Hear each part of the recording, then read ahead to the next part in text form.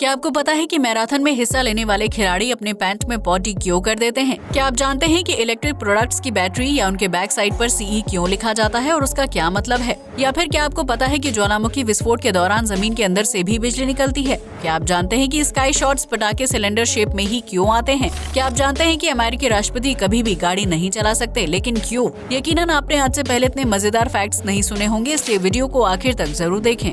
Fact number 1, marathon में हिस्सा लेना बहुत ही मुश्किल काम है क्योंकि इस दौरान खिलाड़ियों को लगातार कई घंटों तक दौड़ना पड़ता है। ऐसे में कई खिलाड़ी दौड़ के दौरान अपने पैंट या यूं कहें कि शॉर्ट्स में ही पॉटी कर देते हैं, लेकिन ऐसा क्यों? दरअसल जब कोई व्यक्ति तेज स्पीड के साथ लगातार दौड़ता रहता है तो उसके पेट में एक खास तरह की गैस बनने लगती है। जब ये गैस बॉडी हीट के संपर्क में आती है तो उसकी वजह से बहुत ज्यादा प्रेशर बढ़ने लगता है। बॉडी इस प्रेशर को बाहर निकालने के लिए थोड़ी सी मात्रा में वेस्ट को बाहर निकाल देती है, जिसकी वजह से मैराथन में दौड़ रहे खिलाड़ियों को ना चाहते हुए भी पैंट या शॉर्ट्स में पॉटी करनी पड़ती है।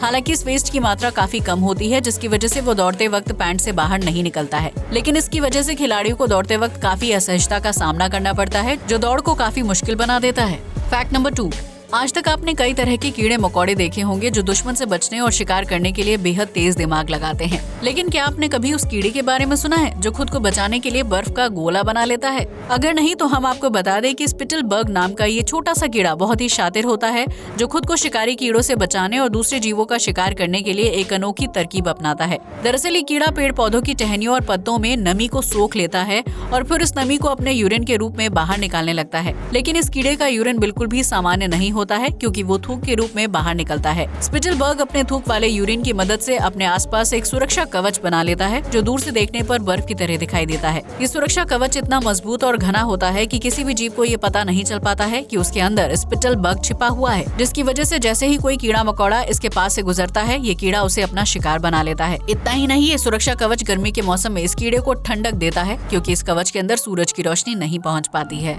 फैक्ट नंबर 3, आपने फिल्म 3 इडियट्स में कॉलेज के प्रिंसिपल को दोनों हाथों से ब्लैक बोर्ड पर लिखते हुए देखा होगा, जो कड़ी ट्रेनिंग और मेहनत का नतीजा होता है।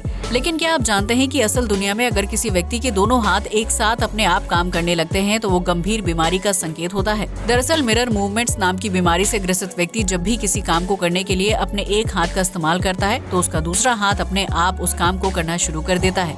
यानी इस बीमारी से पीड़ित व्यक्ति अगर अपने राइट हैंड से लिखता है तो उसका लेफ्ट हैंड राइट हैंड की नकल करते हुए लिखना, हिलना या फिर मूवमेंट करना शुरू कर देता है। इस अजीबोगरीब बीमारी से ग्रसित व्यक्ति का दिमाग ये तय नहीं कर पाता है कि उसे किस हाथ को काम करने के लिए कमांड देना है, जिसकी वजह से दिमाग दोनों हाथों को कमांड दे देता है और व्यक्ति एक ही समय पर अपने दोनों हाथों का इस्तेमाल करना शुरू कर देता है।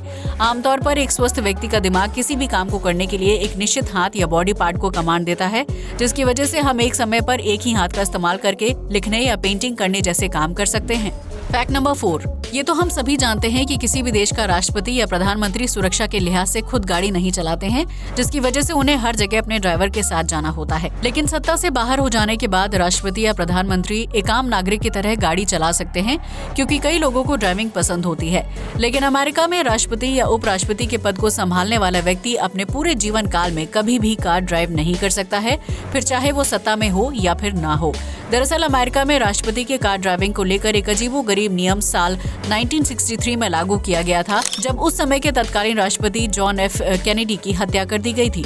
ऐसे में अगर अमेरिका का कोई राष्ट्रपति या उपराष्ट्रपति सत्ता से हट जाने के बाद खुद कार चलाना चाहता है तो ऐसा करने पर उसे भारी जुर्माना भरना पड़ सकता है, जबकि नियम तोड़ने के आरोप में उस शख्स को जेल की सजा भी हो सकती है। यही वजह है कि अमेरिका में कोई भी पूर्व राष्ट्रपति या उपराष्ट्रपति आपको कभी भी सड़क पर कार चलाते हुए दिखाई नहीं देंगे, क्योंकि ऐसा करने पर उन्हें सजा दी जा सकती है। फैक्ट नंबर 5, इन दिनों दुबई पुलिस फ्लाइंग बोट पर सवार होकर पूरे शहर का चक्कर लगाती है, जो हवा में उड़ने वाला एक गैजेट है। इस गैजेट की मदद से चोरों को पकड़ना और पेट्रोलिंग करना आसान हो जाता है, जिसे लोग भविष्य की एडवांस टेक्नोलॉजी मान रहे हैं। लेकिन आपको ये जानकर हैरानी होगी कि फ्लाइंग बोट भविष्य की नहीं बल्कि प्राचीन समय की टेक्नोलॉजी है। दरअसल 1950 के दशक में अमेरिकी सेना ने इस तरह के फ्लाइंग बोट बनाने का काम शुरू किया था, जिसे पहली बार साल 1953 में आधिकारिक रूप से जनता के सामने पेश किया गया था।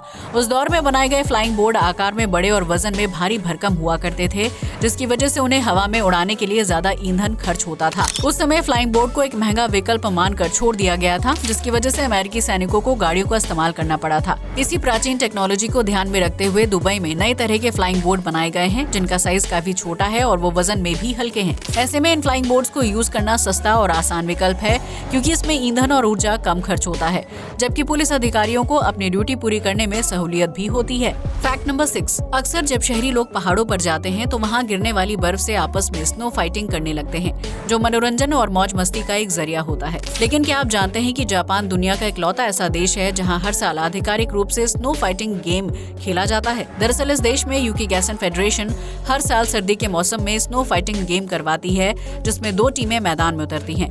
हर टीम में 7 प्लेयर होते हैं जो सामने वाली टीम के खिलाड़ियों पर बर्फ के गोले मारकर हमला करते हैं। इस खेल में दोनों ही टीमों के पास 90 बर्फ से बनी गेंदें होती हैं, जिन्हें दुश्मन खिलाड़ियों पर मारते हुए टीम को मैदान में लगे झंडे तक पहुंचना होता है। इस तरह स्नो फाइटिंग गेम के दौरान खिलाड़ी एक दूसरे को बर्फ से बनी गेंद से मारते हुए मैदान से बाहर निकाल देते हैं, और जो खिलाड़ी झंडे तक सबसे पहले पहुंचने में कामयाब हो जाता है उसकी टीम को खेल का विजेता घोषित कर दिया जाता है। इस खेल में बर्फ की गेंदों से बचने के लिए खिलाड़ियों को हेलमेट, जूते और ड्रेस दी जाती है, लेकिन इसके बावजूद भी खेल के दौरान कई खिलाड़ी घायल हो जाते हैं। हालांकि इस स्नो फाइटिंग में जीत हासिल करने वाली टीम को इनाम के तौर पर मोटी रकम अदा की जाती है, जिसकी वजह से खिलाड़ी हर साल पूरे जोश के साथ इस खेल में हिस्सा लेते हैं। इतना ही नहीं, इस स्नो फाइटिंग को देखने के लिए भारी बर्फबारी के दौरान भी दर्शकों की भीड़ इकट्ठा होती है, जो अपनी फेवरेट टीम को चीयर करते हैं और उनकी जीत का जश्न भी मनाते हैं। फैक्ट नंबर 7, आज के आधुनिक समय में कई तरह के एडवांस टेलीविजन मार्केट में हैं, जिनकी पिक्चर क्वालिटी बहुत ही बेहतरीन होती है और उनका साइज भी अलग अलग होता है। लेकिन क्या आपने कभी दुनिया का सबसे छोटा टेलीविजन देखा है? अगर नहीं तो आज देख लीजिए।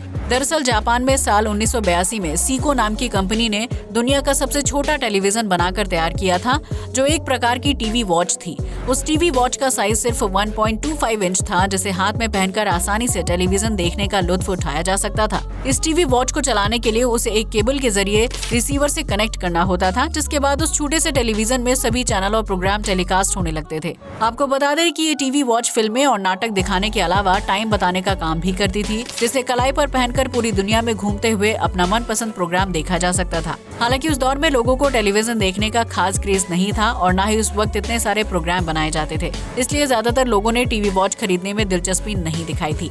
हालांकि इस टीवी वॉच का नाम Guinness book of world records में शामिल किया गया है, जिसे दुनिया का सबसे छोटा टेलीविजन माना जाता है। फैक्ट नंबर 8, आज तक आपने बारिश या तेज तूफान के दौरान आसमान में बिजली कड़कते हुए देखी होगी, जो पहाड़ी इलाकों में सबसे खतरनाक मानी जाती है। लेकिन क्या आपने कभी ज्वालामुखी विस्फोट के दौरान धरती के अंदर से बिजली को निकलते हुए देखा है?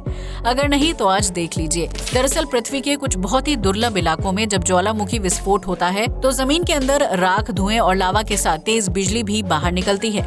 ये बिजली महज कुछ सेकंड्स के लिए दिखाई देती है, जिसकी वजह से इसे विस्फोट के दौरान देख पाना बहुत ही रेयर माना जाता है। वैज्ञानिकों की माने तो ज्वालामुखी विस्फोट के दौरान डस्ट पार्टिकल्स में इतनी ज्यादा ऊर्जा होती है कि जब वो जमीन को फाड़कर बाहर निकलते हैं तो उसमें से कुछ पार्टिकल्स कड़कती हुई बिजली का रूप ले लेते हैं। हालांकि ज्वालामुखी विस्फोट में निकलने वाली ये बिजली बहुत ही दुर्लभ मानी जाती है, जिसे देखना या कैमरे में रिकॉर्ड कर पाना बहुत ही मुश्किल होता है। फैक्ट नंबर 9, आज के आधुनिक दौर में लगभग हर घर में इलेक्ट्रिक आइटम्स और गैजेट्स का इस्तेमाल किया जाता है, जो बैटरी या बिजली की मदद से काम करते हैं। इस तरह के इलेक्ट्रिक गैजेट्स पर CE का एक निशान बना होता है, जिसके ऊपर कभी न कभी आपका भी ध्यान जरूर गया होगा। लेकिन क्या आपको पता है कि इस CE के साइन का मतलब क्या होता है और इसे क्यों लिखा जाता है?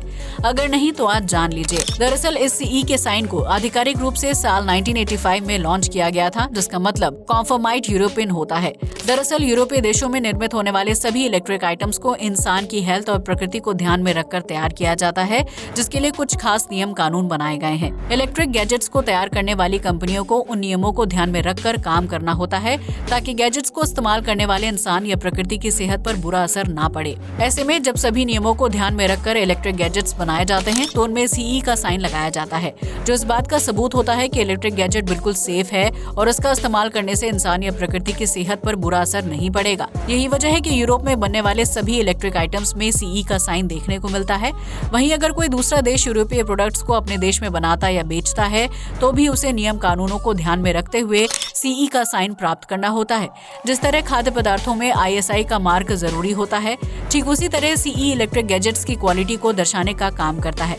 यानी आप ये कह सकते हैं कि जिस इलेक्ट्रिक गैजेट में CE का साइन होता है उसका इस्तेमाल करना सेहत के लिए हानिकारक नहीं होता है। फैक्ट नंबर 10, आपने भी कभी न कभी स्काई शॉट्स का इस्तेमाल तो जरूर किया होगा जो सिलेंडर शेप में बने होते हैं। ये शॉट्स किसी भी पार्टी में 4 चांद लगाने का काम करते हैं, लेकिन क्या आपने कभी सोचा है कि ये पटाखे हमेशा सिलेंडर शेप में ही क्यों बने होते हैं? दरअसल स्काई शॉट्स को तैयार करने के लिए 2 अलग अलग तरह के पाउडर यानी विस्फोटक का इस्तेमाल किया जाता है, जिसमें एक पाउडर सिलेंडर के बेस में होता है और वो ऊपर पाउडर को धक्का देकर हवा में ब्लास्ट करने के लिए जिम्मेदार होता है। सिलेंडर के बेस में मौजूद पाउडर में नाइट्रोजन की मात्रा काफी ज्यादा होती है, जिसकी वजह से पटाखे में जैसे ही आग लगाई जाती है तो नाइट्रोजन तुरंत हवा में कार्बन डाइऑक्साइड के साथ रिएक्शन करना शुरू कर देती है। सिलेंडर के बेस पार्ट में तेज प्रेशर बनने लगता है जो ऊपर पाउडर तक पहुंचता है और उसे हवा में बाहर की तरफ धकेलते हुए बाहर निकल जाता है। इस प्रेशर की वजह से सिलेंडर के ऊपरी हिस्से में पाउडर हवा में उछलकर तेज धमाका करता है जो देखने में काफी आकर्षक लगता है। अगर स्काई शॉट्स को सिलेंडर शेप में नहीं बनाया जाएगा तो उसमें आग लगाने पर बनने वाला प्रेशर तेजी से ऊपर आते हुए दूसरे पाउडर को धक्का देकर धमाका नहीं कर पाएगा, क्योंकि गोल या चौकोर आकार के बॉक्स में प्रेशर इधर उधर बिखर जाता है, जिसकी वजह से ऊपरी हिस्से में पाउडर को बाहर निकालने के लिए जरूरी प्रेशर नहीं मिल पाएगा और पटाखा कभी ब्लास्ट ही नहीं होगा। यही वजह है कि स्काई शॉट्स को सिलेंडर के आकार में बनाया जाता है ताकि उसके अंदर बनने वाला प्रेशर सीधा पाउडर तक पहुंचे और उसे हवा में ब्लास्ट कराने का काम कर सके। आज के लिए बस इतना ही। जय हिंद दोस्तों।